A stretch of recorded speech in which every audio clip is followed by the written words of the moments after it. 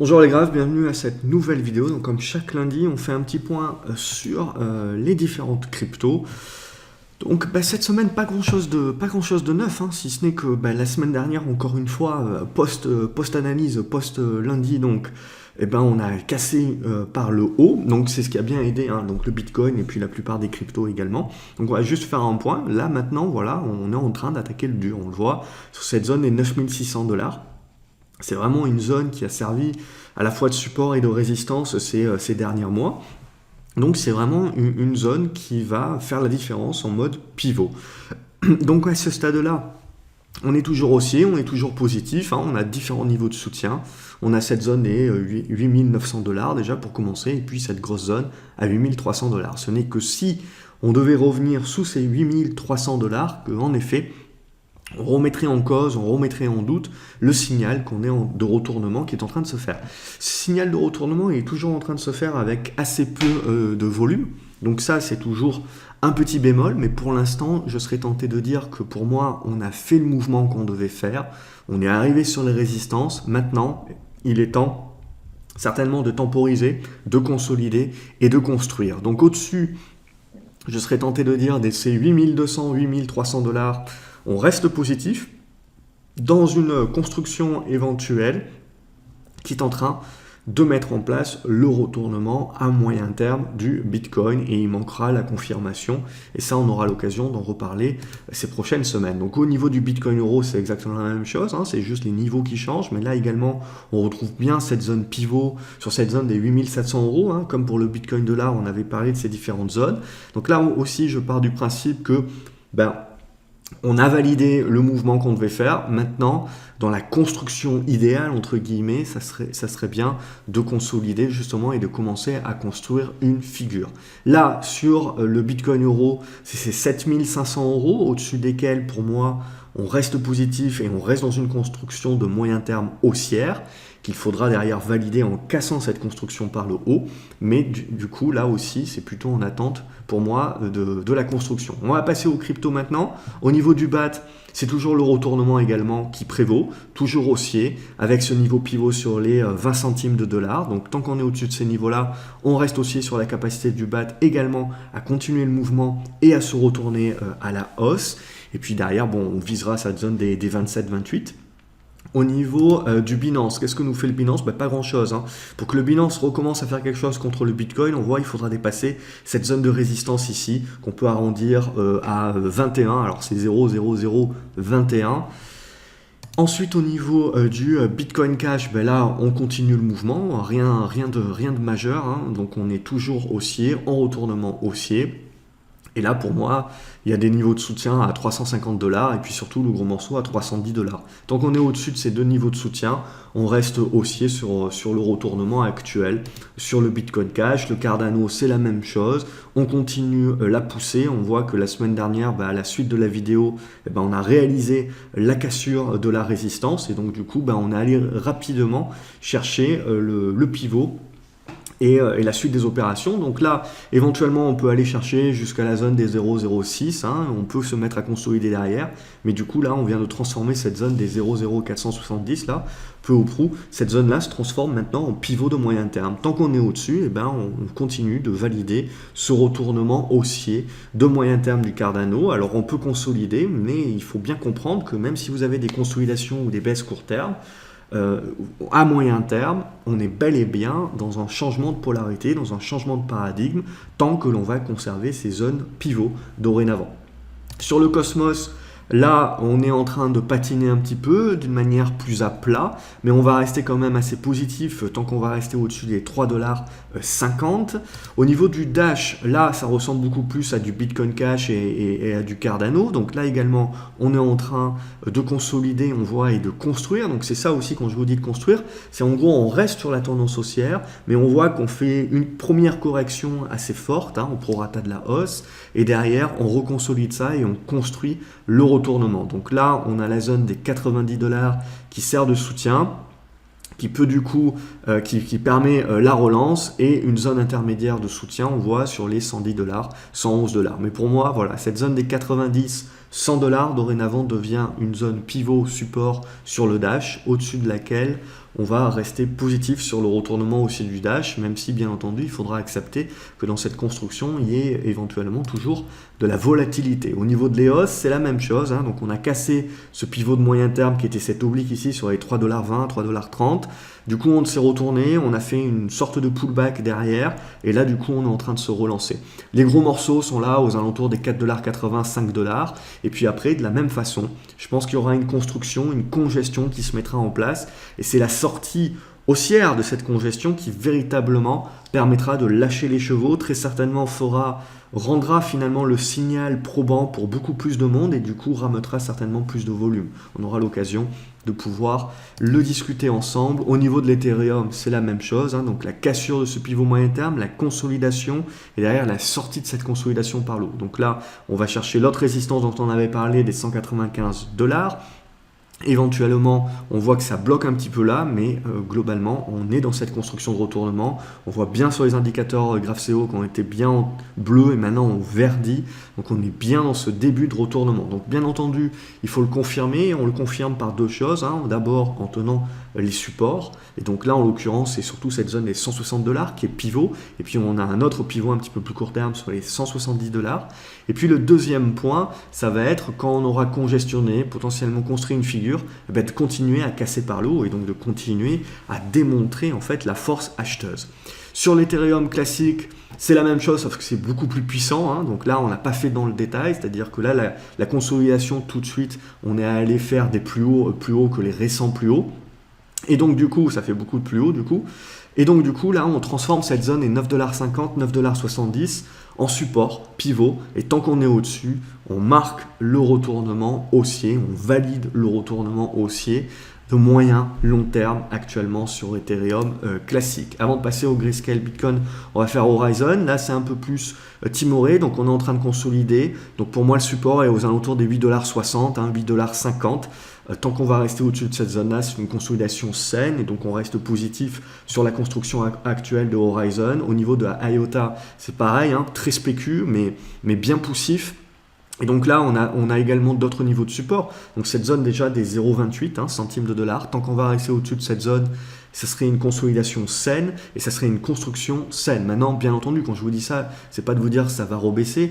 Là, on est vraiment sur des forces acheteuses. Donc après, en effet, on est revenu chercher cette zone des 37-38 centimes de dollars qui est la zone de résistance pour IOTA. Et derrière, donc, éventuellement, on va se mettre à construire une figure intermédiaire qui va nous permettre la congestion entre nos supports du coup de moyen terme que l'on vient de reconquérir et qui servent de pivot et des pivots un peu plus long terme du coup qui vont servir de congestion et nous permettre de construire les congestions. Et de là, si on casse les congestions par le haut, on transforme le signal de moyen terme en long terme. Le Litecoin, c'est la même idée, exactement la même idée. Donc là, on pouvait être un petit peu plus gourmand certainement pour aller chercher les 80$, mais bon déjà 73$ c'est déjà un premier niveau de résistance. Donc là, si on consolide sur ces niveaux-là, il ne faut pas être choqué non plus. Le gros pivot, il est là, entre les 58 et 61$. C'est le gros niveau de support. Tant qu'on va tenir ça, c'est une construction qui est saine sur le Litecoin. Au niveau, avant de passer au Néo, j'allais oublier le Monero. Pareil, hein, même idée, on est en train de pousser. Éventuellement, on a encore un petit peu de gras pour aller chercher les 80, 83$. Mais toujours est-il que l'essentiel est là, hein, entre les 60$, 65$, hein, là on a vraiment un gros pivot de moyen terme, une grosse zone de soutien de moyen terme. Ce qui veut dire que si on revient sur ces zones-là et qu'on les tient, c'est aussi des niveaux d'achat si on a loupé le train, des niveaux d'accumulation si on a déjà une première position. Au niveau de Néo, c'est la même idée. Vous voyez, là le pullback avait déjà eu lieu sur cette ancienne résistance, donc support, là sur les 10,30$, 10,40$. Et donc du coup, là on se relance à la hausse. Donc là, la target l'objectif qu'on peut avoir, c'est ces 13,60$. Au niveau du nano, lui, il est un peu plus en retrait, beaucoup plus spéculatif, hein. J'apprécie toujours un petit peu moins que ce soit les actions ou les cryptos, peu importe, mais ce qui est un petit peu en mode retardataire, hein. Donc c'est pas, là, ça n'a pas vraiment prouvé encore de la force. Mais toujours est-il, ça peut avoir cet aspect spéculatif, justement du retardataire et donc du rattrapage, où peut-être sur la cassure de la résistance, on va créer une spéculation haussière beaucoup plus forte, beaucoup plus intense, beaucoup plus rapide. Mais il faut dimensionner votre position sur le fait que vous êtes en train d'acheter un retardataire et que donc, au niveau des probabilités, c'est pas forcément l'effet rattrapage rattrapage a des probabilités d'échec assez grandes quand même. Donc c'est pour ça on évite de trop investir dessus et de trop jouer l'effet de rattrapage maintenant un petit peu en mode à qui le tour et à essayer d'aller chercher celles qui n'ont pas monté. Mais potentiellement celles qui n'ont pas monté actuellement alors que ça fait 2-3 mois déjà qu'on construit bien ces retournements, il faut se poser des questions sur leurs faiblesses plus que sur leur capacité de faire du rattrapage. Bien entendu, il y en aura certaines qui feront des bons rattrapages, très spécus, mais adaptez vos tailles de position parce que c'est en règle générale quand même un signal de faiblesse. Le OMG, donc Oh My Go, c'est pareil. Hein. Donc là, le rattrapage, il est en train de se faire, de s'effectuer. On voit qu'on fait quand même des grosses mèches hautes, hein. Donc il y a quand même pas mal de volatilité, mais le retournement est en train de se construire, est acté au-dessus de cette zone des 80 centimes de dollars, 83 centimes de dollars. Au niveau du Qtum, c'est la même idée, là aussi on est en train de faire le rattrapage, on a les volumes qui sont en train de grossir et là aussi on a passé un niveau assez important sur les 2 dollars hein, qui sert dorénavant de support. Donc là on est en train de buter sur cette première zone des 2,40 $, je pense qu'on a les moyens d'aller chercher les 2,50 et potentiellement derrière de construire la suite. Au niveau du Ripple, ben, là aussi en mode plutôt retardataire mais là aussi en mode congestion, les volumes sont pas trop en train de s'emballer, pour l'instant on voit qu'on bloque sur cette zone des 26 centimes, 27 centimes de dollars. Donc on attend, il faudra réussir à casser cette zone-là, très certainement cette oblique-là. Et ça devrait très certainement à ce moment-là réveiller la spéculation, réveiller les acheteurs. Et cette zone, hein, pour moi, importante, là, des 29 centimes de dollars. Et puis derrière, il y aura la zone des 34 à 32 centimes de dollars qui sera vraiment le pivot, le gros pivot de moyen terme. On peut même pousser jusqu'au 36. Hein. Donc 32-36, c'est assez large quand même, c'est 10%, un peu plus de 10%.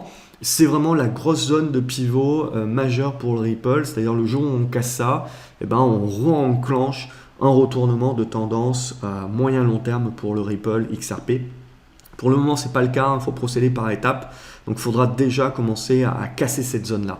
Et puis derrière, du coup, on aura la suite qui devra se mettre en place. Au niveau des Stellar, c'est la même chose. Pour l'instant, on a eu une bonne hausse, un bon rebond.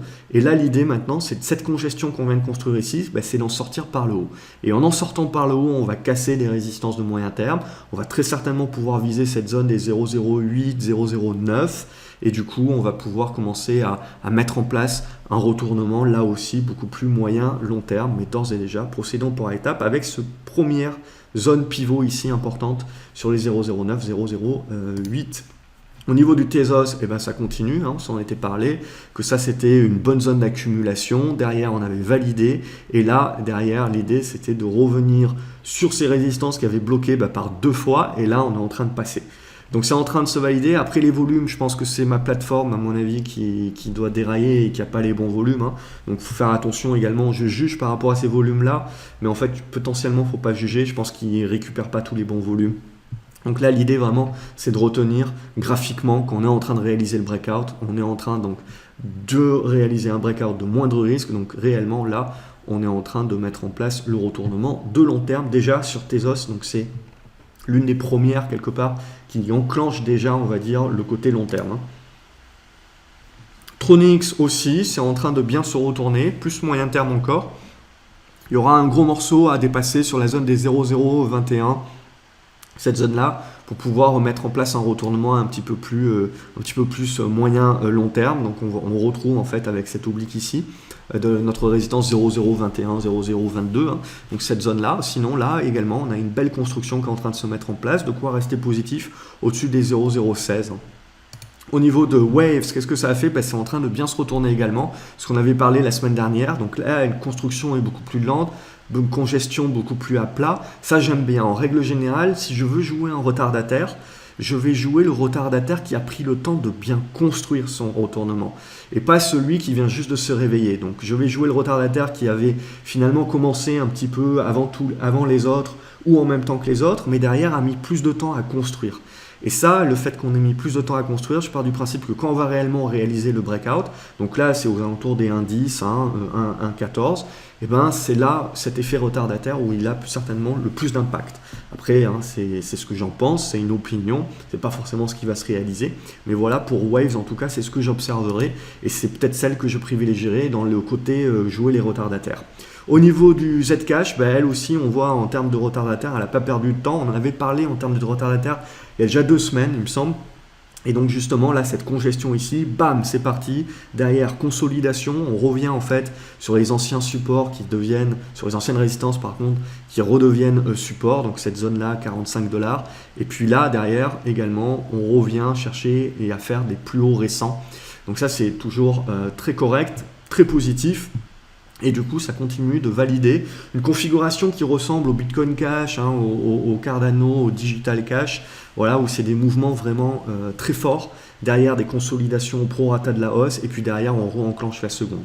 Donc derrière, ce qui va être intéressant pour moi, c'est au-dessus des 55 $, il n'y a rien à dire, c'est haussier, et potentiellement, alors on peut continuer d'aller chercher plus haut bien entendu, ou on peut commencer à consolider, construire une figure qui nous permettra derrière de continuer à acter ce retournement haussier hein, qui est en train de se valider sur pas mal de cryptos. Et on voit en l'occurrence ici, vous voyez une oblique beaucoup plus moyen long terme, hein. Enfin on peut dire long terme en termes de crypto parce que l'horizon de temps est plus court en termes de crypto, donc 2 ans c'est quand même du long terme pour de la crypto. Et là, l'idée, on voit bien, on a breaké, donc ce niveau-là peut servir de support et ça tombe bien, il tombe sur les niveaux des 55 $ que je vous ai donné. Donc tant qu'on va être au-dessus de cette zone-là, on n'invalide pas le signal, on reste positif sur un retournement toujours haussier de moyen long terme. Derrière, au niveau des actions qui sont de près ou de loin liées à la blockchain et au Bitcoin et compagnie. Vous avez Grayscale Bitcoin. Hein. Donc là également, on a cassé le biseau, on a fait le pullback dessus, on est en train de pousser un petit peu plus haut, mais vous le voyez, le pivot, il est là sur ces 12 $. Ça, c'est réellement le gros pivot à moyen long terme pour retourner la tendance derrière, pour valider ça. Donc il faudra encore un dernier coup de rein. Sinon, j'avais oublié l'action allemande. Elle est là, Bitcoin Group. C'est la même physionomie, hein. Vous regardez, c'est la même idée. Donc on a réalisé le breakout, la première cassure de biseau descendant. On réalise derrière, on se sert de l'ancienne résistance comme de support. Et là, l'idée, c'est de réussir à déborder les 33 $. Vous débordez les 33 $, vous donnez vraiment un gros signal de retournement de moyen terme. Et là, derrière, on devrait rapidement, on devrait revenir sur cette zone des 47-48 $. Donc on aura un beau retournement, moins de risque là aussi qui se sera validé sur Bitcoin Group. Et enfin, on a 2-3 actions qui doivent nous rester en règle générale. Donc il y a Marathon. Pour l'instant, Marathon n'y arrive pas trop. Hein. Donc c'est en train de construire la fin d'hémorragie, c'est en train de construire la congestion. Mais pour derrière mettre en place la spécu haussière, déjà un premier rebond, c'est un dépassement, on le voit, de cette zone des 1,20 $. Sur Riot, elle a déjà fait une première poussée. Là, elle est en train de revenir un petit peu en mode pullback. Hein. Donc c'était une news qui était plutôt liée à un procès, hein, une enquête qui avait en cours sur Riot. Là, du coup, on est en train de continuer la construction. Et on voit le gros niveau qui sera vraiment important. Alors c'est pour moi toujours ce niveau des 1,80 $. Mais après, il y a un niveau intermédiaire ici qui se trace sur les 1,60 $. Donc 1,60 $, 1,80 $ à dépasser pour réellement parler d'un retournement haussier à plus moyen terme. Là, on est plus en mode rebond spéculatif pour le moment à continuer d'acter.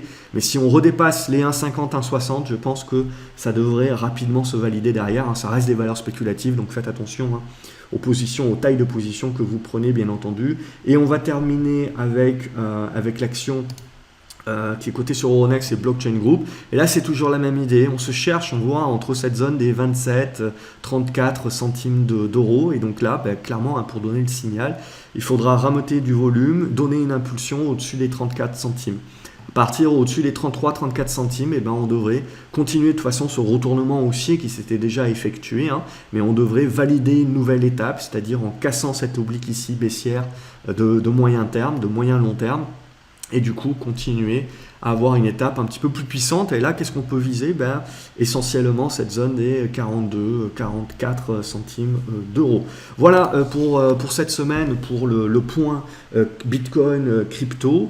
J'espère comme d'habitude que ça vous a plu. N'hésitez pas à laisser un pouce en l'air, en tout cas ça fait toujours plaisir. À partager la vidéo également avec le plus grand nombre. Et en commentaire, à partager vous quels sont les cryptos que vous privilégiez, que vous suivez, quelle est votre analyse, hein. Vous pouvez très bien avoir un avis différent du mien, donc n'hésitez pas à partager tout ça en commentaire, ça permettra de rendre cette vidéo la plus exhaustive possible. Quant à moi, je vous souhaite une excellente journée, je vous dis à la prochaine sur graphcobourse.fr. Salut les graphes.